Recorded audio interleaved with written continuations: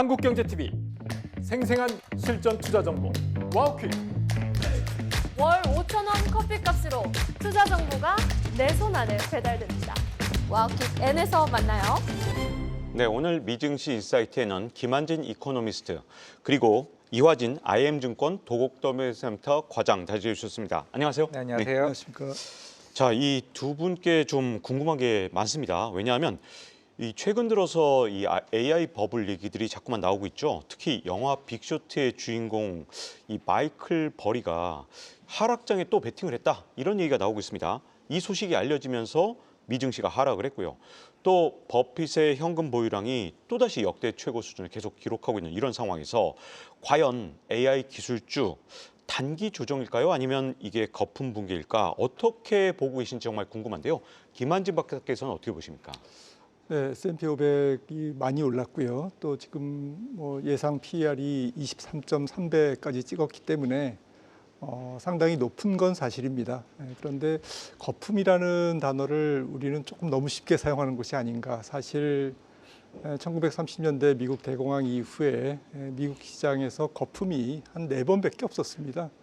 물론 2000년에서 2008년 뭐 짧게 8년 만에 또 왔지만 그래서 뭐 한 30년마다 한 번 오는 거품을 우리는 너무 이제 거품에 대해서 정말 심각하게 이렇게 들여다보고 있는 것이 아닌가 싶고요.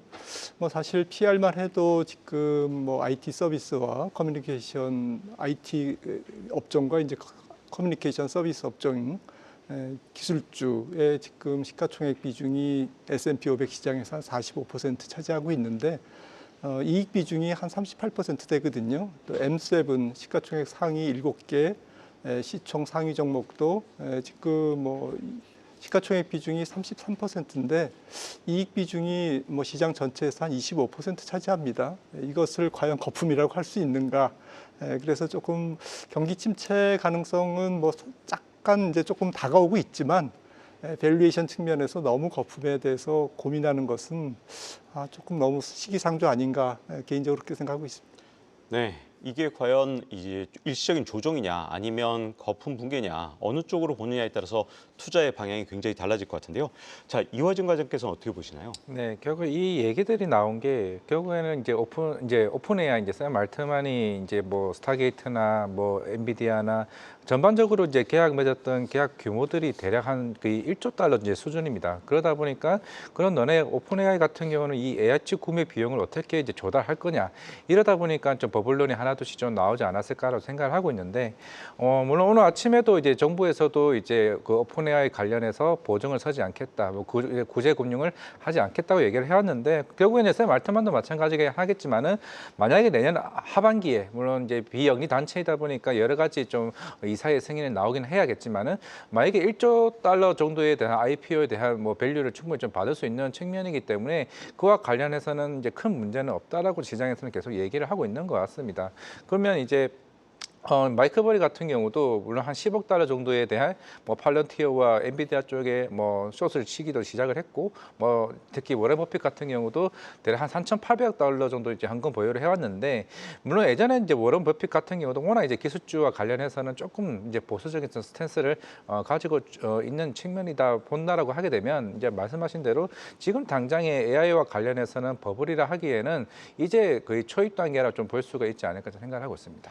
네, 이 미국 뉴욕 시장의 민주사회주의자라고 스스로가 칭하고 있는 맘다니가 당선이 됐거든요.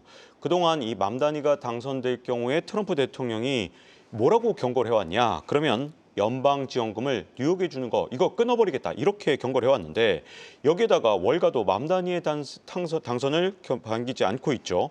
자, 과연 맘다니의 당선이 미국 자산 전반에 혹시라도 영향을 줄 수 있는 건지 김한진 박사께서 어떻게 생각하십니까?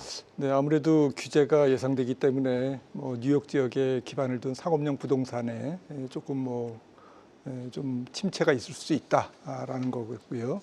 또 뉴욕 그러다 보면 뭐 뉴욕의 뭐 지역은행도 이제 조금 수익 압박에 시달릴 수 있고 일각에서는 뭐 자산가들이 플로리다로 탈출한다라는 것은 너무 좀 지나친 예상인 것 같고요. 아무래도 이제 만다니의 뭐 성향상 기업 투자 심리가 좀 위축되고 또 뉴욕 기반의 기술주, 뭐 핀테크 업체들이라든지 이런 기업체들이 약간 투자가 저조한 아무래도 이제 조금 뭐 심리적으로도 좀 눌려 있을 가능성. 하지만 뭐 시간이 지나면 뭐 이것 또한 뭐 좀 큰 악재에서는 뭐 해소되지 않을까 싶습니다. 네. 또 이 다른 선거 지역까지 다 함께 보면 미국 공화당이 이번 선거에서 참패를 했다 이렇게 볼 수 있을 것 같은데 이 셧다운도 장기화되는 그런 형국으로 가고 있습니다. 이것 때문에 트럼프 2기의 일종의 레임덕이 시작된 것이 아니냐, 좀 조기 레임덕이다 이런 얘기까지 있거든요. 자, 과연 트럼프 대통령의 레임덕이 진짜로 시작된 거라면 혹시 경제적 여파를 어떻게 걱정을 해야 되는지 이화진 과장께서 어떻게 보십니까? 네, 결국에는 지금 이제 그동안 이제 셧다운 관련해서 뭐 10일, 20일 내지 따에는 뭐 시장에는 크게 여파가 없긴 하지만은 이게 35일이 이제 지나고 나다 보니까 결국에 이제 향후에 좀 벌어질 수 있는 뭐 국가적인 뭐 아니면 신용 프리미엄이나 특히나 이제 물가와 관련된 데이터 자체도 이제 계속 지연되는 부분이 있죠. 그러다 보니까 이제 파월 의장도 12월에 관련된 통화 정책에 대해서도 좀 불명확한 좀 시그널을 좀 보내지 않았나 생각을 하고 있습니다. 그만큼 만약에 이 셧다운 자체에 대한 일수가 계속 이제 늘어나게 된다라고 하게 되면 당연히 이제 GDP와 관련된 추정치도 이제 더 감소할 가능성이 좀 크게 되고 시장에서 보는 거는 만약에 내년에 대한 GDP 자체도 연간 한 1%까지 좀 줄어들 수 있는 부분도 좀 시장에는 좀 감내를 해볼 필요도 있다라고 생각하고 있습니다. 그러다 보니까 이번 주 화요일이었죠. 수요일쯤에 이제 트럼프 대통령도 SNS에 올렸습니다. 이제 공화당에도 이제 버스터와 관련된 승인 여부를 빨리 해줘야 향후에 좀 중간 선거에 대한 좀 얘기도 좀 해왔다시피 그만큼 이제 조금 이제 초조해하는 것 같아요. 그런 측면에서 조금 압박감이 좀 나오고 있는 것 같고 지금도 이제 절충한 논의를 좀 나오고 있는 상황이기 때문에 만약 이번 주말 사이에 셧다운이 빠르게 좀 해소된다라고 하게 되면은 시장에서 나오고 있는 뭐 이런 레임덕 관련된 이슈도 좀 잠잠해지지 않을까 생각하고 있습니다. 네, 또 동시에 미 연방 대법원이 트럼프 행정부의 이 관세 적법성에 대한 판결을 시작했는데, 자, 과연 이 1, 2심에서 계속 위법으로 나왔던 이게 연방 대법원에서 혹시라도 뒤집어질 수 있는 것인가? 여기에 많은 관심이 쏠려 있거든요. 자, 과연 어떤 결과가 나올지 일단 김한진 박사께서는 어떻게 보십니까? 네, 지금 9명의 재판관 중에 뭐 6대 3 정도로 뭐 보수, 진보 이렇게 갈려 있는데 월가의 관측은 뭐 한 5대 4로 위헌 결정이 나지 않을까. 이게 조금 뭐 현재까지의 이제 뭐 보도 내용인데 조금 위헌 가능성이 높아 보입니다. 권한을 위반했다. 그래서 국제 비상 경제 수권법, 권한법 이것을 조금 관세에 세금에 적용한 것은 권한 바뀌다. 대통령의 권한 바뀌다. 이렇게 나올 가능성이 높은데 아무래도 뭐 트럼프는 여기에 대해서 뭐 백악관은 다 대비를 해놨죠. 그래서 일단 무역법 122조로 5개월간 조금 관세를 계속 유지할 수 있기 때문에 15%는 유지하다가 다시 이제 301조로 조사 기간을 확보한 다음에 301조로 넘어가고 또 232조라든지 뭐 많습니다.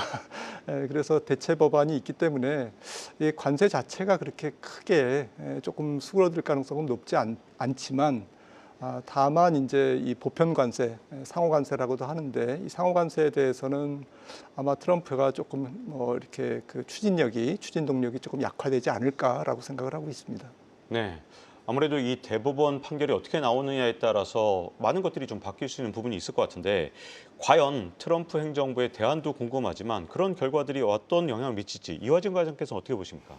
네, 그렇죠. 지금 이제 아까 무역확장법 122조 같은 경우도 이제 5개월인데 지금 대법원 판결도 한 내년 3월쯤으로 좀 예상을 하고 있는 것 같습니다. 딱 이제 122조가 좀 마무리되는 시점에 좀 판결이 좀 나오지 않을까라고 생각을 하고 있고 결국에는 지금 이제 이거를 이제 관세라는 표현을 쓸 것이냐 아니면 수입에 대한 제재를 이제 표현에 쓰느냐에 따라서 이제 판결이 좀 달라지지 않을까 좀 생각을 하고 있는데 현재 지금 폴리마켓에서도 트럼프 행정부가 좀 승소할 확률이 한 25% 정도를 좀 보고 있는 것 같습니다. 그렇다는 것은 이제 플랜 B로 이제 활용할 가능성이 좀 굉장히 크다라고 좀 보이고 있는 상황이고 당연히 지금 트럼프 대통령도 지금 여러 가지 이제 관세 협약을 맺으면서 지금 수조 달러와 관련된 관세 수입을 어느 정도 마무리가 된 상황이기 때문에 만약에 이게 위법으로 판결된다라고 하게 되면 그동안 이제 8월 기준으로 지금 수백억 달러 정도의 관세 수입들을 다시 환불해주는 이제 조금 상황도 좀 나올 수가 좀 있는 부분이기 때문에 시장에서도 아마 이와 관련된 사항들을 굉장히 좀 민감하게 좀 반응할 수 있지 않을까 생각을 하고 있습니다. 네.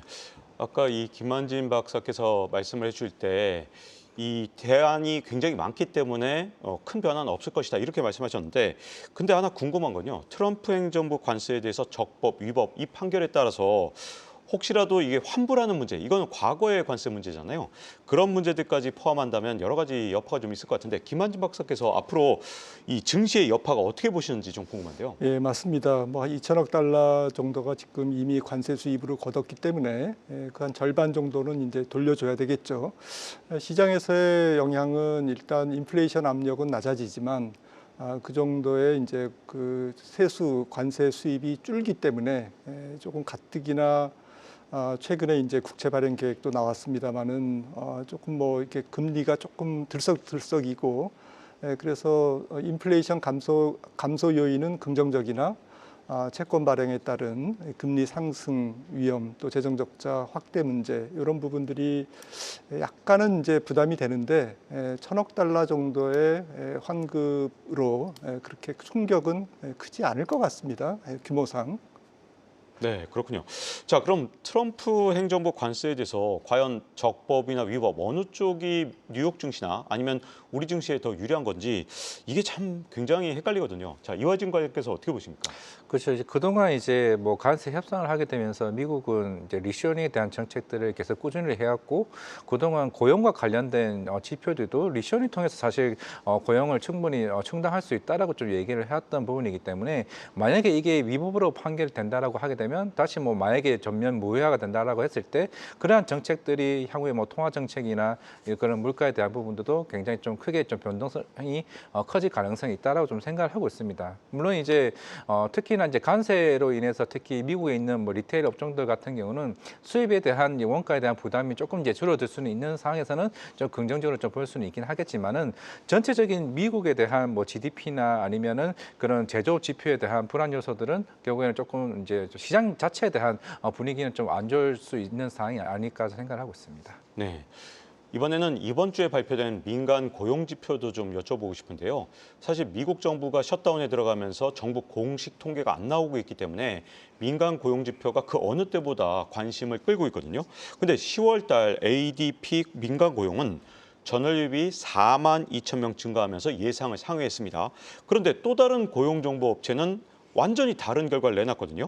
10월 달 미국 일자리 축소가 20여 년 만에 가장 컸다. 이런 분석도 있습니다. 자, 현재 미국의 고용 시장 어떻게 받아들일지 김한진 박사께서 어떻게 보십니까? 네, 한 1년 전에 비해서는 고용이 10분의 1 토막으로 식은 것은 사실이고요.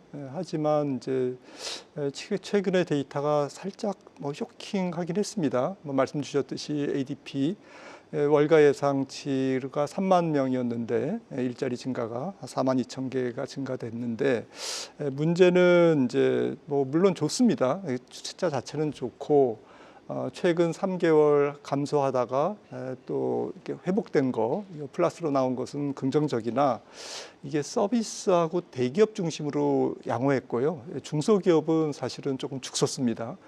그래서 관세 영향이라든지 최근의 경기 위축 영향을 중소기업들이 조금 밑바닥 경기부터 미국 경기가 나빠지고 있다라는 것은 좀 분명한 조금 악재인 것 같고요. 챌린지 그레이 앤 크리스마스 이름이 좀 기네요. 그 10월 감원이 15만 3천 명.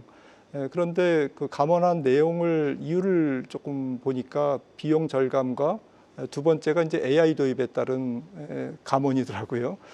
그래서 이게 정말 이 감원이 좀 현실화되고 있구나라는 부분은 이제 좀 ADP 고용과는 좀 상대적으로 좀 경기 위축이 속도가 좀 빨라질 수도 있겠구나라는 것을 힌트를 얻을 수 있었고요.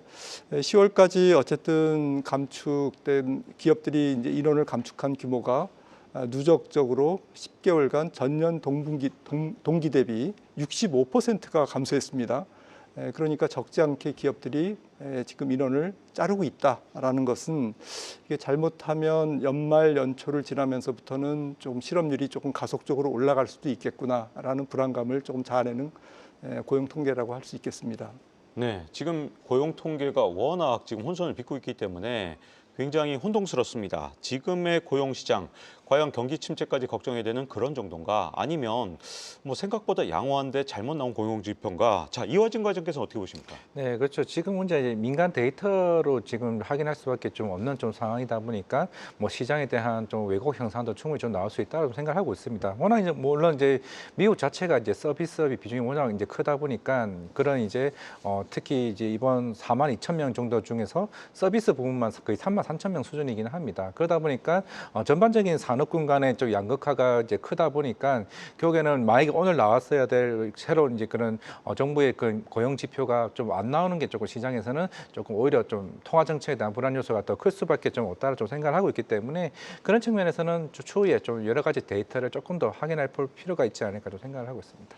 네, 지금 뭐 정부의 통계가 안 나오다 보니까 안개 속을 걷는 것 같은데요. 굴수비 시카고 연은 총재가 이 부분에 대해서 한마디 했죠.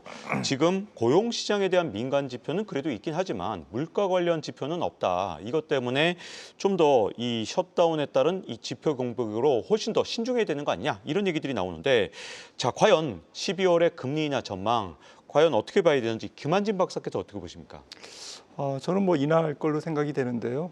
말씀 조금 전에 나눴듯이 고용 시장이 조금 위축되고 있는 것은 분명한 팩트이기 때문에 이번에 25bp를 인하하면 3.75% 상단이 되는데 3.75%의 의미는 살짝 경기 부양적인 스탠스로 살짝 넘어간 중립 쪽에서 조금 경기 부양 쪽으로 넘어간 상태이기 때문에 연준 위원들의 대다수는 그 정도는 가능해라는 쪽으로 좀 받아들일 것 같고요. 문제는 이제 연말 연초에 들어오는 이제 물가 지표와 고용 지표를 보고 내년에 이제 얼마까지 내릴 거냐. 이제 시장의 관심은 최종 기준금리에 이제 좀 그 최종 기준금리로 조금 관심의 이동이 있을 것 같습니다. 네. 과연 이런 셧다운 상황에서 정말로 이 연준에서 금리 결정하기가 정말 쉬울 것 같진 않아요. 자, 12월의 금리 인하 전망 이화진 과장께서 어떻게 보십니까? 뭐 어차피 지금 CME 패드워치에서도 한 70% 60% 지금 보고 있는 좀 상황이다 보니 뭐 금리 인하 정도는 뭐 될 수는 있다라고 생각하고 있는데 물론 이제 10월 달에도 그런 이제 CPI 데이터가 조금 늦게나마 이제 발표가 됐죠. 결국에는 다음 주에도 10월 데이터가 좀 나오지 않을까 생각을 하고 있는데 중요한 거는 그 PCE 데이터가 좀 나오지 않았다는 측면이 아직까지는 좀 시장의 불안 요소가 좀 나올 수 있는 부분이고 물론 이제 내년까지 이제 관세와 관련해서 시장에서 보는 게 한 3.6%, 4.4%까지가 좀 정점으로 본다라고 했을 때는 물론 완화적인 스탠스로 이제 내려오게 되면 물가에 대한 부분은 좀 안정화될 수는 있지 않을까 생각을 하고 있고 결국에는 좀 고용도 마찬가지라 좀 생각을 하고 있습니다. 그 결국에는 만약에 11월에 우리가 알 수 있는 물가 데이터나 고용 지표만 어느 정도 안정적으로 나오게 된다라고 하게 되면 당연히 이거는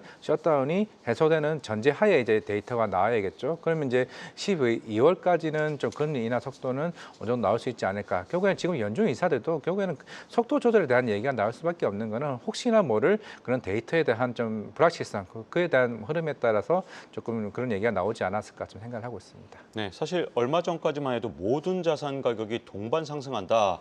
그래서 에브리싱 랠리라는 말이 나올 정도였는데 지금은 AI 거품 우려 이런 것들도 나오고 셧다운으로 인한 여러 가지 통계 공백까지 있습니다. 그리고 여러 가지 불확실성이 커지는 상황에서 과연 어떤 투자 전략을 가져가는 게 좋을지 그리고 어떤 자산이 유효할지 궁금한데요. 일단 김한진 박사께 먼저 여쭤보겠습니다. 네, 지금 뭐 시장 PR이 높아져 있기 때문에 미증시 같은 경우에 잦은 변동성에 시달릴 가능성은 보다 높아졌고요. 이럴 때일수록 뭐 이번 경기 사이클, AI 사이클, 반도체 사이클이 아직은 뭐 조금 남았다.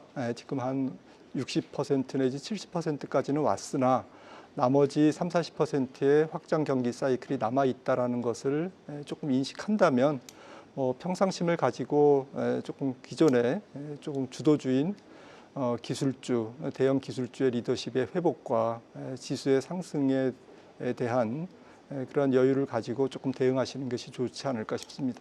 네, 자, 과연 이런 상황에서 어떤 자산에 대해서 좀 더 관심을 가져야 되는지 이화진 과장께서 어떻게 보십니까? 저는 일단은 주식시장 같은 경우는 일단 셧다운이 종료가 된다라고 했을 때 그때 반등이 굉장히 크게 좀 나올 가능성이 좀 있다라고 보이고 있고, 그리고 이제 엔비디아 이제 실적 발표가 좀 남아 있는데, 이제 엔비디아 같은 경우는 그동안 지금 이제 얘기가 되어 왔던 부분들이 다시 또 이제 위기감이 올라오고 있죠. 그러니까 트럼프 대통령이 지금 이제 엔비디아 칩을 중국 쪽에 이제 저가형 칩도 지금 제재를 가하고 있습니다. 그러면 이게 미중 갈등으로 또 한 번 이제 확산되느냐, 이게 주요 리스크라고 보이고 있는데, 이 두 가지만 어느 정도 완화적인 흐름만 나오게 되면은 그동안 조정 나왔던 부분들이 빠르게 이제 반등할 가능성이 좀 있다라고 보고 있기 때문에, 그런 측면에서는 주식은 그렇게 좀 대응을 하면 좀 되지 않을까 좀 생각을 하고 있습니다. 네. 오늘 미증시 인사이트 김한진 이코노미스트 그리고 이화진 IM증권 과장과 함께했습니다. 두 분 감사합니다. 네, 감사합니다. 네.